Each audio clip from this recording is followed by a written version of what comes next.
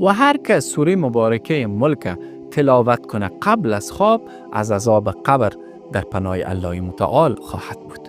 و همچنان روایت است که رسول الله صلی الله علیه و سلم هیچ گاهی خواب نمی کردند تا ای که سوره مبارکه السجده و سوره مبارکه ملک تلاوت می کردند. مشایخ و علما گفتند که هر کس سوره مبارکه ملک به صورت دوامدار قبل از خواب تلاوت کند، الله متعال به او 7 نعمت می دهد. اول اینکه الله متعال در نظام زندگی و خانه او برکات فوران می کند. دوم اینکه الله متعال در عمر او برکت می اندازد.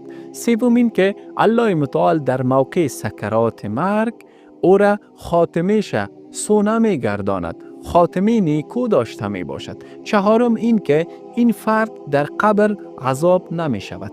پنجم این که این فرد در روز آخرت با او حساب کتاب آسان می شود. ششم این که اگر گناهان از او سر زده بود در دنیا، سوره مبارکه ملک به او طلب بخشش و آمرزش میکنه. و هفتم این که الله متعال به نشانه رضایت پرونده نامه اعمال او را به دست راست او میدهد. دوستان عزیز، به خاطر متواری ساختن جن، شیاطین و جادوگران و ساحرین از نظام زندگی خود، خواندن سوره مبارکه ملک فراموش نکنید. یکی از جوانان قسم می‌کردند که مرا استرس، اضطراب، یأس و ناامیدی گرفته بود. فکر می‌کردم که کسی مرا جادو و سحر کرده است.